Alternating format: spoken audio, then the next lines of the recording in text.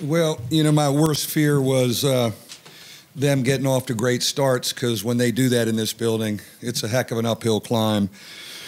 And they really got off to a great start.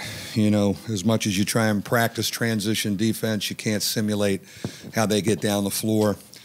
I loved our fight in the second half. What did we get it to? 7, 8, 7. I'd like to go back and look at the tape tomorrow with them, because we probably made some mistakes when we had it to 7. But they're really good. They're a heck of a team. They're as good as anybody in the country.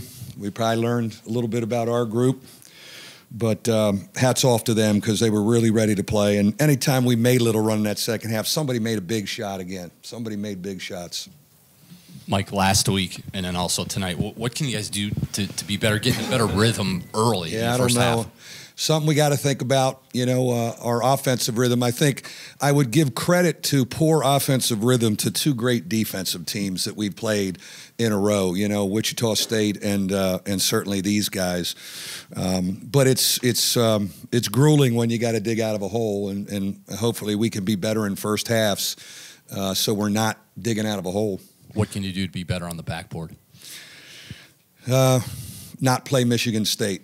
We don't play them again, do we? It's the best rebounding team in the country, so we're okay. We're good. Coach, other side of that coin is your strong second halves right in front of you here against Wichita State and against Michigan State again here tonight.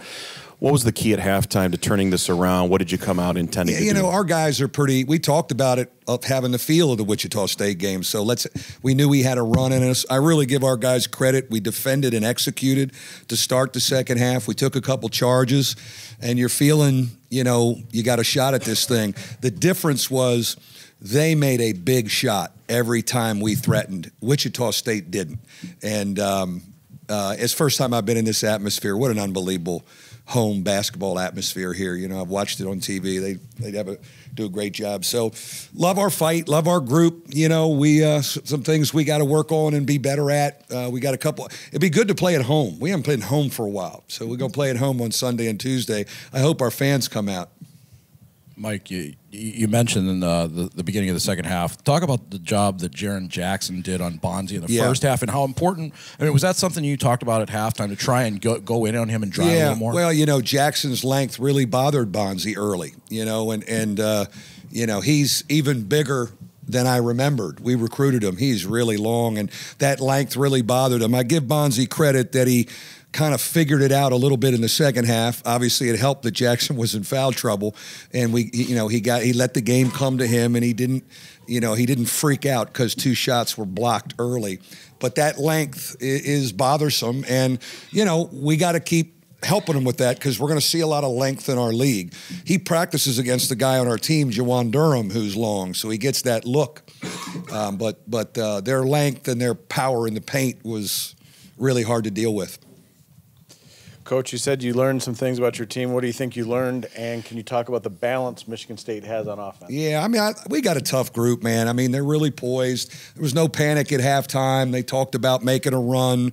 There wasn't a whole lot of things I needed to say. Colson and Farrell set the tone, and I love how they prepare and how they talk, and we made the run. We just couldn't get over the hump. When they come at you with fresh bodies, they just keep coming at you with fresh bodies, and that really takes its toll, and it did on us. Coach, right over here, Tom Izzo has bemoaned this week neutral site games. He loves it's good for basketball, for teams to play. And he would like to schedule you guys every year. Is that something you Ain't happening.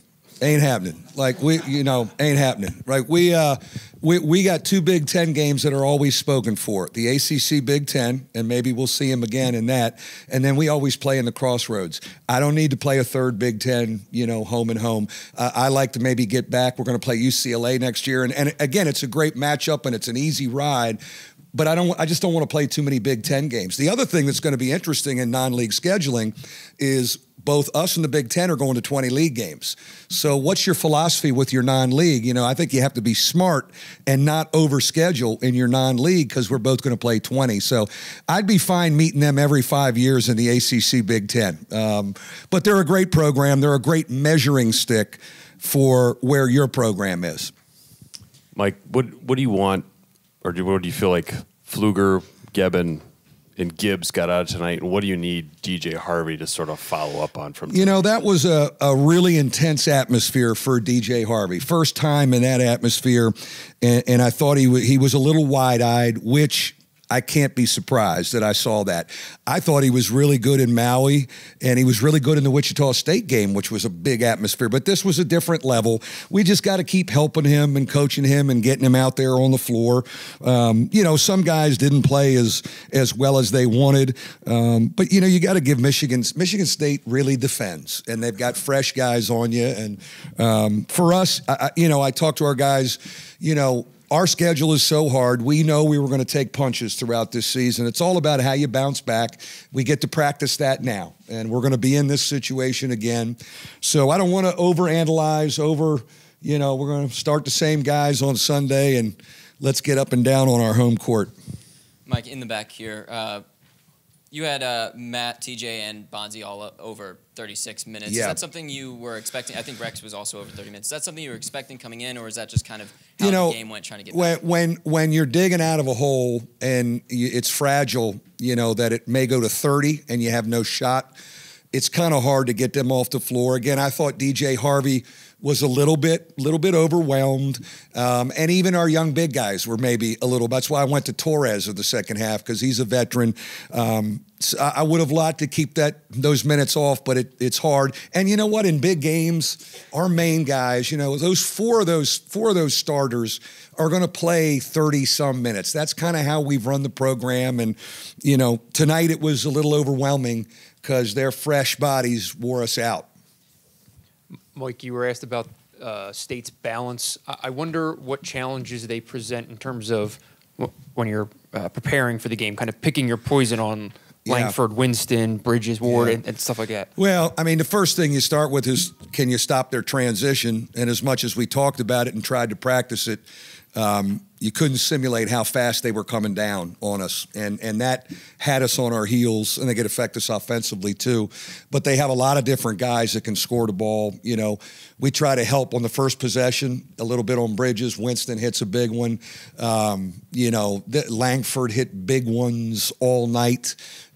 Jackson rattled in a three at a time where we thought maybe we're coming back, and he rattles that one in. So they've got a lot of different options.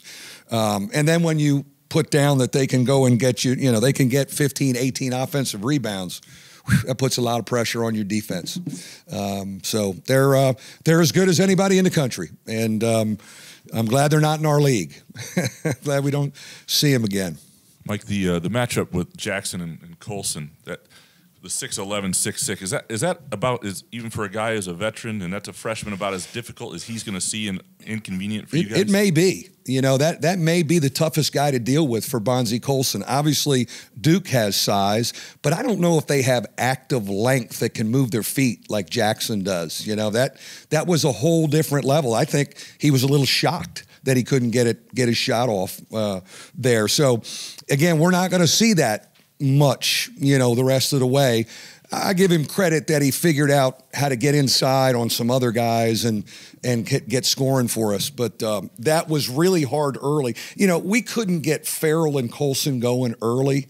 Those are our guys. You know, if they don't get it going early, you know, the rest of our group, you know, we get a little worried and concerned. And again, I give credit to Michigan State of taking away our two main weapons for really the first 15 minutes of the game.